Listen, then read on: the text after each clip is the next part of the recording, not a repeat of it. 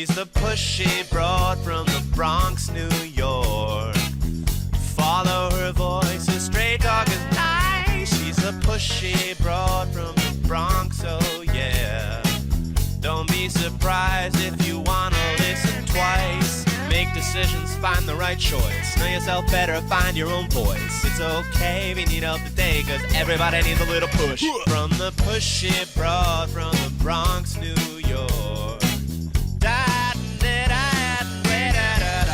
Good morning and welcome, Transformation Talk Network listeners.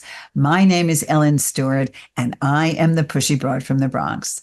Welcome to my show, Recovery Recharged, where we share advice and support from experts in addiction, recovery, and life.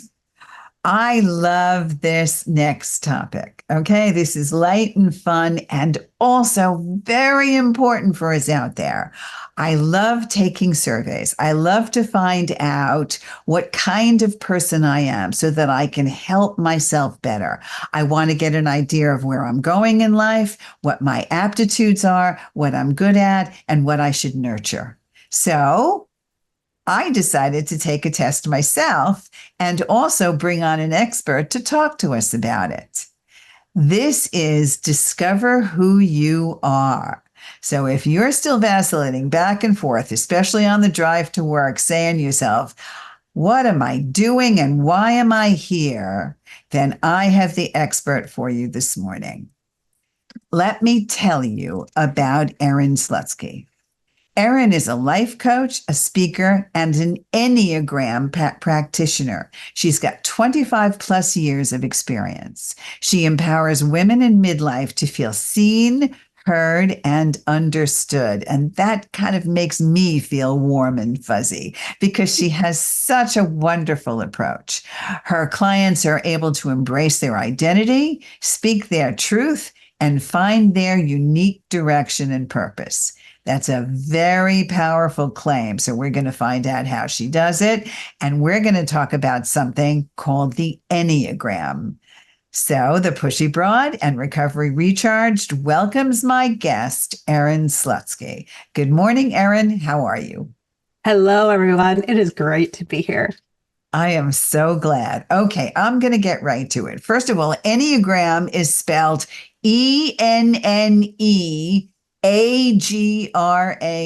It is spelled exactly the way it sounds, Enneagram. And the big question here is, what is that? I love how you just went right for it, right? Enneagram. It's a hard word to say, but once you got it, you got it. I'll break down the word for you really quick. Ennea means 9. Gram, think of a diagram. So there's 9 points on the diagram of the Enneagram symbol. That helps you understand a little bit about what it is. But imagine if you had a tool that made you just feel known and understood. And it's like something was reading your mind. That's what the Enneagram does. It helps you feel seen, heard, and understood. Seen, heard, and understood. All right. So how did you come to this? And how was it transformative? So talk a little bit about that. Yeah. I remember when my oldest daughter got her driver's license and drove away for the very first time.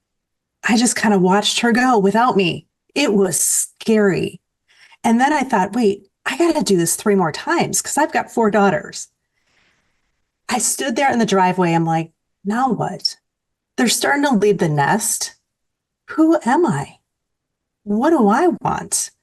What am I doing with my life? And I felt really lost and a little scared, to be honest. It was around that time that the Enneagram entered my life. And that was the tool that helped me just learn to know myself and accept myself, warts and all. So you sit down, right? Practically, which is what I did. You sit down and you answer these questions, right? You take a kind of a test. Yes. Explain the logistics of this. Okay. So if you went to my website and took my Enneagram test, one of the very first instructions I give you is to think back to your early 20s. What were you like? What were you interested in? What did you and your friends like to do? Because at that time, our ego is the biggest and we're all about ourselves. We're coming out of that parental covering, right? And we're starting to explore the world on our own and trying to discover who we are and what we like to do without the world getting its hands on us too much yet. So also the restraints of children and Right. husbands and life and Exactly. everything else. Career. Okay, because I know a lot of people that I work with, a lot of women just like you who are in their 40s, 50s, and 60s and have been married for 30 years, have Yeah. grown children, and now what, right? How many women are you out there? I know you're out there. Everywhere. You're saying what for and what am I going to do now and what am I skilled? I don't have any skills. I don't know what to do. I don't know who I am. So this is a very big lesson. Erin is saying, go back to how you felt in your 20s, right? Whether you're in college or not, but in your early 20s, what are some of the things you wished for, hoped for, thought you would be good at, right? So you sit down on your website. What's the name of your website for us, please? ErinSlutsky.com. Okay, that's ErinSlutsky.com. And you start to take the Enneagram test. How long will this test take? I would give yourself about 10 minutes. 10 minutes. Find a quiet place, undisturbed, so you can really think about, because some of the questions you just may not have ever thought about asking yourself. And I'm going to tell you right now, it's not 100% accurate. No online test is. It can't factor in your mood. It can't factor in your body language. And so that's why I offer a free typing interview for after you take that test, and we can talk about your results. Is it accurate? I have special questions I can ask to confirm your type. Okay, so now tell us, because the Enneagram talks about types. Give me an idea of what types you could be. Well, there's 9 different types, 1 through 9, and they each have kind of like a characteristic. For example, the type 1, it might be considered the perfectionist, someone who is all about right and wrong, black and white, good and bad. The type 2 is the helper. They're always putting other people first. And you know what? As women, our roles kind of put us in that position as mothers, wives, sometimes bosses. And we're helping people, but we got to be careful that that's not why we're doing it, to help people. Figure out why you're doing that. Type 3 is the achiever, goal-oriented, success, ambitious. Type 4 is the creative. They're so imaginative and kind of dreamy. Type 5 is the investigator, or they love to analyze and research things. Type 6 is the loyalist. These are some of your very best friends that you want next to you. Type 7, the enthusiasts, they take risks and go for it. Type 8 is the challenger, someone who you walk into, you know them. Everyone knows the type 8. They walk into the room and they have taken charge. And the type 9 is considered the peacemaker. They are the ones that wants everyone to get along and wants their life to be peaceful.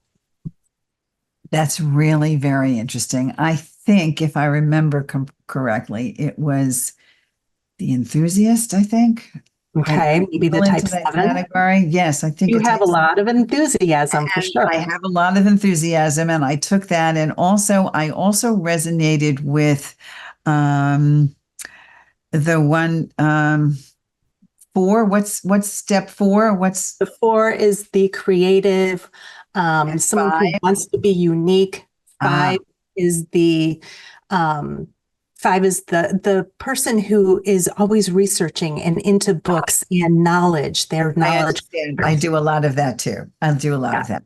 Okay, so basically what you're talking about is to sit down and concentrate and find different ways to become more self-aware. Don't you think that's the purpose?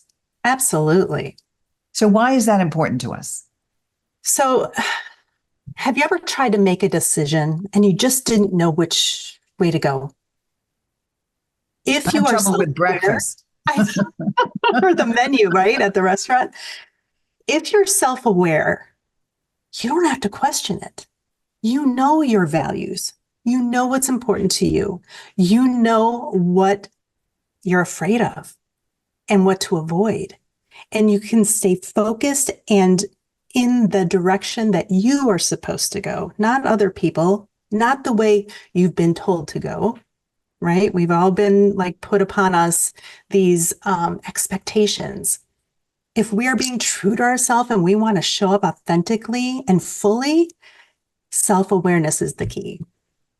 It's certainly the first part for sure. But sometimes, like we said, if we're not going to go to a coach, if we're not going to go to a therapist, if we're not going to read books and podcasts, here is an easy way to get a start on finding out what you're most comfortable with, who you are in so many new and unique ways. So tell us about your taking the test, how long ago it was, what they told you about your type, and how you applied this information. Yeah, I think it was about 10 years ago or so. I took a test online and it typed me as a type 2, the helper. Like I had mentioned before, we're put in these roles. And at the time, I was in the midst of some heavy parenting and just being in that role of helping people. But something wasn't aligned. It wasn't what motivated me. It wasn't what, turned me on. I felt almost obligated to help people at that point. So then I took another test and it types me as a type 1. And I'm like, yes, that's it. I'm the perfectionist. I want everything just so. And then I was in another setting and I took it a third time. And it typed me as a type 3, the achiever. And when I read the description about how I want things to look perfect, not necessarily be perfect, a light bulb went off. I'm like, yes, I'm more about how things appear, how things look on the outside, where the inside can be messy. I'm about achievement. Back in my 20s, I was in nursing school. Okay, so what? I was the president of my class. I was the ambassador for the college. I mean, when I do something, I go all out. I raise to the top. I want to be the best. That's the type 3. I felt almost naked, like I was being found out, like someone knew what was going on inside my head, inside my heart. And I just couldn't believe it. It was a struggle between, oh, somebody knows me. And oh my gosh, somebody knows me. I understand. I hear you. But most importantly, you now know you. Yes. The good sides, the bad sides, the perfectionist, that's not a positive trait. And yet, the person who's willing to face it and look at it and strive to be better. So now that you had this information that you were a conglomerate of 1, 2, and 3, what did you do? How did you move forward? So I remember the first time that it just clicked how I can use this in a practical way. I was sitting on the couch having what I would call a heated discussion with my husband. And he got up and left the room.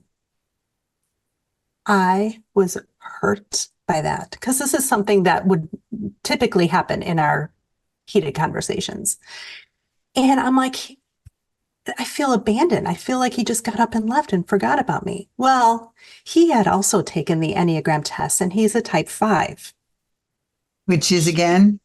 He's that investigator, that researcher, that analyzer. Right. And I remembered that and I'm like, oh yeah, he needs space and time to think through his response. And he would explain that to me. He's like, I don't want to hurt you back.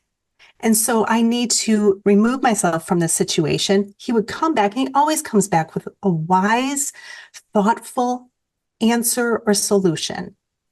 And I'm like, oh, so now I can give him that space and time and not be hurt by it.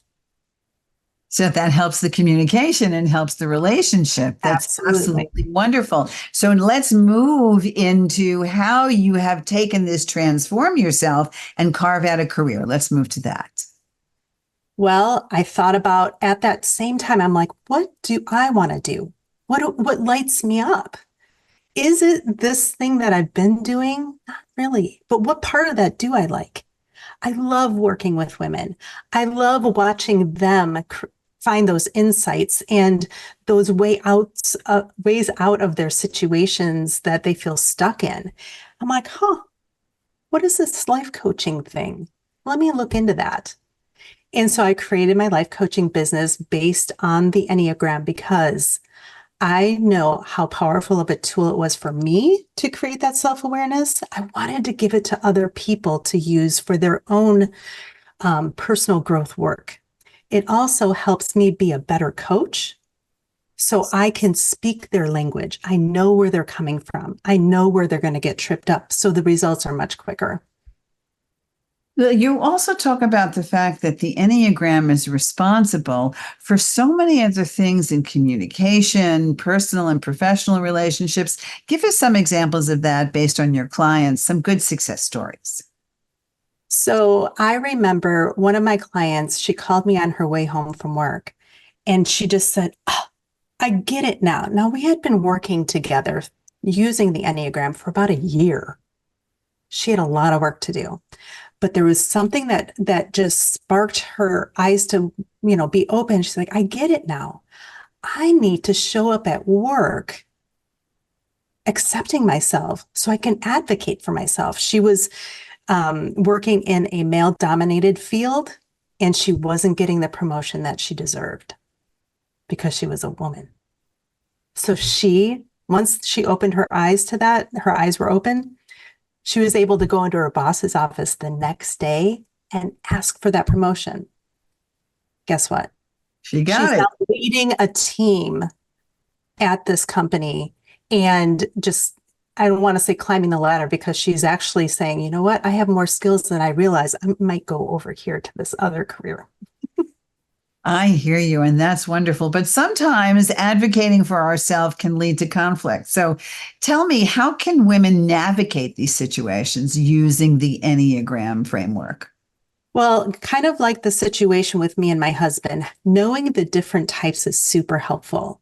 For example, Ellen, I don't know your type, but I can get a sense of what motivates you and how you come across, right?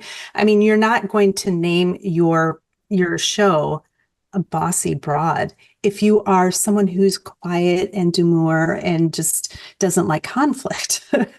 So you can understand other people better and understand where they're coming from and not push your agenda on other people. Right? I understand. Yes. Go ahead. Continue. So it's that understanding and empathy that the Enneagram builds into relationships, whether it be personal or professional relationships. So when you're advocating for yourself, what you need to do is check yourself first. Am I coming from an authentic place? Is this really how I want to show up? Where's my worth? Right? Is my worth in this job, in this position, in this paycheck, or is it somewhere else? What's most valuable to me? Right. And then also discover exactly who you are, right? And be able to work in that vein. Were you going to say something else? Right. And so understanding your type, what your values are, and sticking with that will help you take the next step and just accept yourself, right? Okay, I know that I struggle with failure, for example. What am I going to do in this situation if it doesn't go well? What am I going to do in this situation if it does go well? Playing out those scenarios. Then you can show up authentically. It gives you courage. It gives you that confidence to ask for what you want. Now, I do want to say something about that with women, especially. Sometimes we just don't know what we want. Well, this is where the Enneagram can help, right? Absolutely. We've always been putting other people's desires, wants, needs ahead of ours. When we know what we want, we can ask for what we want and what we deserve. And that's that self-advocacy. So the Enneagram can be found on your website. Let's tell everybody where it is again. ErinSlutskyCoaching.com. Okay. And I know that you work with clients virtually, so you're able to work with them nationally and international as well. And I know that your bailiwick is women entering midlife with their needs and priorities. So talk to me about this age group, because that's where you are, and how you find the women really beginning to make changes in their lives. What have you seen? Yeah, I'm finding that women in midlife are starting to question things. They're reevaluating their life at this time. Who am I?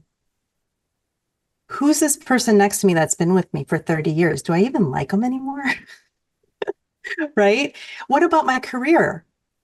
Am I going to retire early, or am I going to do something else after this? Because I don't know about you, but I feel like life is just getting started at this age. So that midlife time is a time of rediscovering who you are. Do you find that many women in midlife that go through this and have the awareness and are completely reevaluating everything? How many of those women are thinking about divorce? Many. They call it the Many. great divorce. You call it what? The great divorce? The gray divorce. Oh, the gray divorce. Yeah. What does that mean? Women in midlife, or even men in midlife, they're very different than they were 30 years ago. The person you married is a different person. The person you were is very different. And you know what? I think it's okay to reevaluate and say, hey, I know I did it with my own husband. When my kids started leaving the nest, I'm like, do I even like you? I want to like you at the end of this. And so we've made the efforts and done the work to actually enjoy each other again. Of course, especially when you have children, because that's, of course, your priority. And then when everybody's gone, that whole empty nesting syndrome, you turn around and it's just you and your husband, and you have to rediscover yourself again. So I have found also in the couples that I work with, many times, if you're going to put in the work to rediscover, and you're both going to be aware that the relationship becomes nurtured and stronger than ever, in a very, very different way, which is wonderful. In recovery, we believe that change is good all the time, that change is the number one thing that we strive for. So what you're saying basically is you understood that you had to change, and now the Enneagram is giving us a way to learn the first steps in how to change. Would you say that was accurate? I think so. And the change happens because we've adjusted who we are. Sometimes, especially women, we've given up who we are. So the change is like a change back to who we truly are. Okay, so being their authentic self, but you're absolutely right. Women tend to give up themselves to have other priorities. Okay, so I want to focus on a couple of other things. First of all, it's erinslutsky.com, and it's the Enneagram, Enneagram. 10 minutes of your time, people. It will change your life. And Erin told us that her husband took it. So men, you are not absolved from this. Take a look and see what's going on. Now I want to talk to you about this fall, Demystifying Menopause, a 4-week program that you are sponsoring. What's that all about? Tell us what's going on here. So just like we're talking about midlife coaching, there's an aspect of midlife that can be dreaded, that can be scary, that can be confusing and overwhelming. Women and men actually go through a change physically in their bodies. We're losing estrogen, something we've had since puberty, right? And findings are that we need it in our body as long as possible. How do we do that? How do we get the care that we deserve?